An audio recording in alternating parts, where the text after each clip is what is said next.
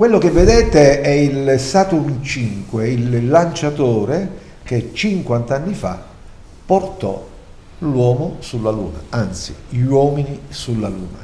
Qui con me Tommaso Parinello, dirigente dell'Agenzia Spaziale Europea, responsabile di importantissime missioni spaziali, e molti chiaramente lo identificheranno anche nell'ideatore del Festival delle Scienze, che ahimè adesso non si fa più. Non si fa benissimo più. Vabbè, ma oggi è di ben altro che dobbiamo parlare. Il Saturn V ci porta a quella notte tra il 20 e il 21 luglio in cui si compì questa straordinaria avventura umana che fu la conquista della Luna. Perché oggi ne parliamo con il dottore Parinello? Per una ragione semplicissima, perché lunedì sera a Grotte, in piazza Municipio, andrà in scena, possiamo dirlo? Sì, è proprio il caso di dirlo, andrà in scena una intera serata dedicata alla Luna, dedicata a quella memorabile missione spaziale.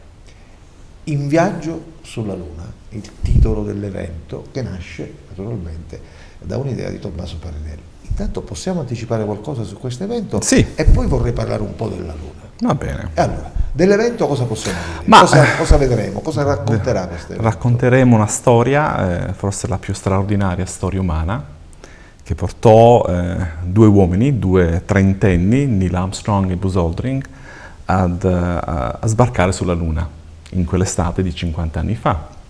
E racconteremo questa storia, racconteremo aneddoti, immagini poco noti al pubblico, con l'obiettivo anche di far riaffiorare qualche emozione, qualche ricordo nelle persone che furono testimoni di quell'evento, magari erano adolescenti, e anche con l'obiettivo di ispirare giovani, che speriamo verranno in tanti, alla scienza, appassionarsi alla scienza, alla tecnologia, sperando che un giorno loro possano diventare anche loro astronauti, chi lo sa. Emozioni, ricordi, visto che tu sei giovanissimo, forse manco eri nato. Ero nato. Ma eri proprio piccolino, quindi non ricordi assolutamente poppante. Eri poppante, perfetto. Non ricordi assolutamente nulla.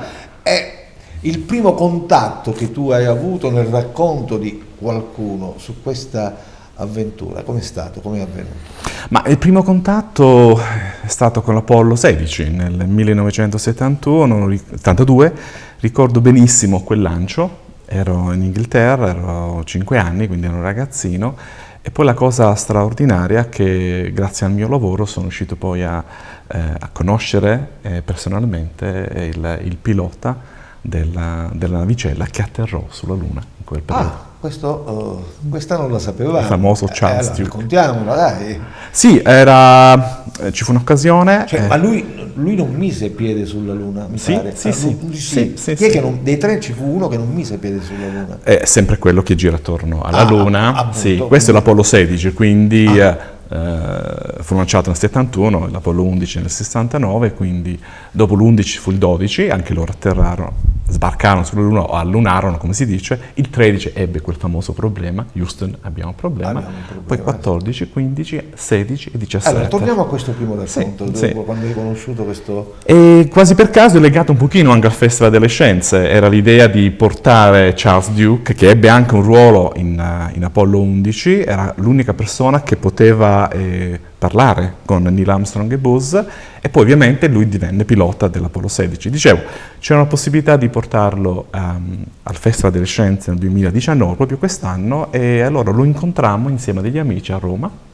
Lui venne a Roma, anche perché ci fu un'altra manifestazione organizzata da noi insieme alla British Interplanetary Society, venne lì con la moglie, una persona amabilissima, farò vedere anche durante lunedì una foto che ritrae me e lui mi raccontò l'emozione dell'Apollo 11 e quello che dice grazie Neil, qui siamo diventati quasi giannotici perché ci furono 2 o 3 secondi in cui non si sapeva se effettivamente la navicella fosse allunata.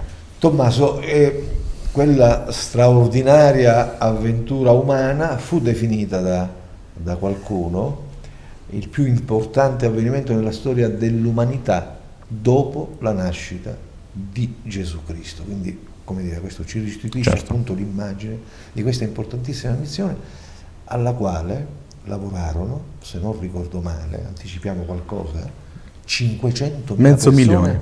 mezzo milione di persone lavorarono per ben 10 anni, 10 anni. a questa missione. Con un budget di 250 miliardi di euro, cosa che oggi sarebbe impensabile, nel corso di 10 anni, per portare 3 uomini sulla Luna, in realtà 2, l'altro girare attorno alla Luna, che aspettò con moltissima ansia Michael Collins, che d'altronde forse non tutti sanno, ma è nato a Roma, quindi è romano, quindi un italiano se vogliamo, perché lui era suo padre era un addetto al consolato americano. Quindi è nato a Roma. Nato a Roma, in via Tevere. Non tutti, via Tevere. Via Tevere 16. Tra l'altro sarà una serata dove chiaramente l'aspetto scientifico avrà la prevalenza su tutto, prevalenza. ma come dire, ci sarà posto anche per tantissime curiosità, curiosità, aneddoti, ce ne sono tanti.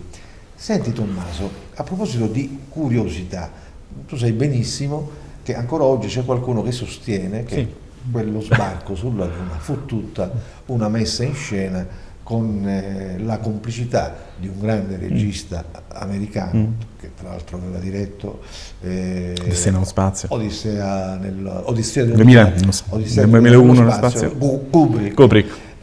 Fu tutta una messa in scena.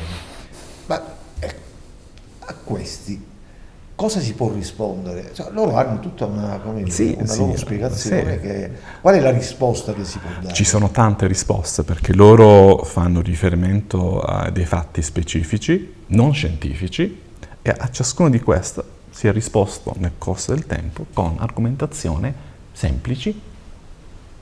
Faccio un esempio. Dicono: perché non si vedono le stelle? Ma non si vedono per la semplice ragione che la telecamera che avevano non potevano vedere le stelle, perché avrebbero sovraesposto l'immagine di ciò che loro ripresero per osservare le stelle. Perché non si vedono le stelle nei filmati. Io sfido chiunque a Roma o anche nei piccoli paesini dove c'è un inquinamento luminoso di fare una foto del suolo e vedere se si vedono le stelle. Non si vedono, perché per vedere le stelle devi sovraesporre la telecamera.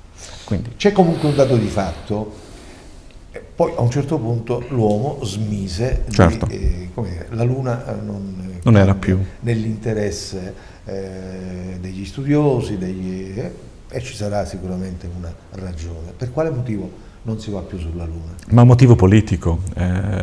Noi oggi siamo beneficiari di questa corsa sulla Luna, perché portò a degli incredibili progressi scientifici. A quel punto lì si fece quella cosa lì perché c'era un motivo politico. Gli americani dovevano dimostrare al mondo intero che la cultura, la società, l'economia e la politica occidentale era migliore di quella comunista. E quindi questo, una volta andato sulla Luna, cambiarono anche, devo dire, anche il panorama politico mondiale cambiò, e i russi non riuscirono ad andare sulla Luna, e quindi non ci fu più. Al di là di questo aspetto, sicuramente importante, quella missione concretamente cosa ha lasciato? Ha lasciato un'enorme eredità da un punto di vista tecnologico. Le scoperte, le invenzioni, la tecnologia che portò l'uomo sulla Luna sono tecnologie e applicazioni di cui oggi usufruiamo. Faccio un esempio che mostrerò lunedì: il velcro, quella strisciolina che viene oggi utilizzata dalle nostre mogli, no? Dalle nostre donne per fare le tendine, le tende, ecco. È un po' figlia della Luna. È figlia della Luna. Le porte antipanico che troviamo in tutti i luoghi pubblici sono tecnologia dell'Apollo 1, del disastro dell'Apollo 1. Il cellulare, le comunicazioni, tutto ciò che oggi siamo figli di quell'evento. Senti, quell'importante conquista da parte dell'uomo ha in qualche modo scalfito il mistero che da anni, nei secoli, nei millenni, mistero affascinante se vogliamo, ha in qualche modo, avvolto la Luna? Sì, un po' sì, come succede quando un ragazzino magari intraprende gli studi scientifici e ha questa aureola, no, di qualcosa di misterioso, fantastico, poi accosta un pochino la conoscenza scientifica e scema un po' la prima. Io credo di no, perché in fin dei conti siamo riusciti ad arrivare fin lassù, E dico sempre che quel progetto, quell'avventura deve essere di ispirazione, perché sulla Luna ci ritorneremo probabilmente nei prossimi 7-8 anni. E quindi, per quale motivo ci ritorneremo? perché la Luna è un avamposto importante per andare su Marte, quindi l'obiettivo non è la Luna, ma è Marte. E Marte perché se ne parla tanto? Andare su Marte è complicato perché è circa 150 volte più lontana della Luna. La Luna è 1000 volte più lontana dalla stazione spaziale e quindi ci sono problematiche, ci sono sfide che oggi tecnologicamente ma anche umanamente non riusciamo a risolvere. Probabilmente nei prossimi 10 anni sì.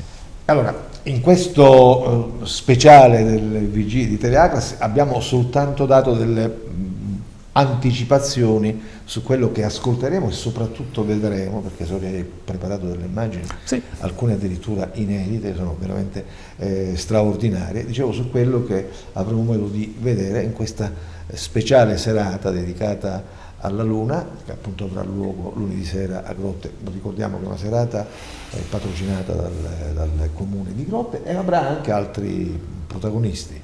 Vogliamo ricordare chi sono? Lia Rocco, Perché insomma, la Luna. che leggerà dei brani molto belli dedicati alla Luna, Angelo Costanza, che farà un pochino la voce di sottofondo e dialogherà con me, perché saranno anche dei dialoghi.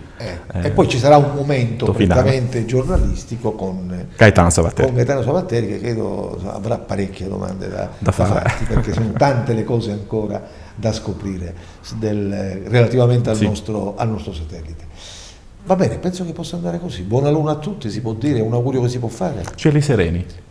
Buona Luna no, Cieli meglio sereni. non dirlo, non so No, noi diciamo cieli sereni. Noi diciamo, voi non dico scienziati perché noi non vuole che io utilizzi la parola scienziato e forse ha ragione per certi versi che noi solo conosciamo. Quindi amate dire cieli sereni. Cieli sereni. Cieli sereni a tutti, vi aspettiamo a Grotte lunedì sera.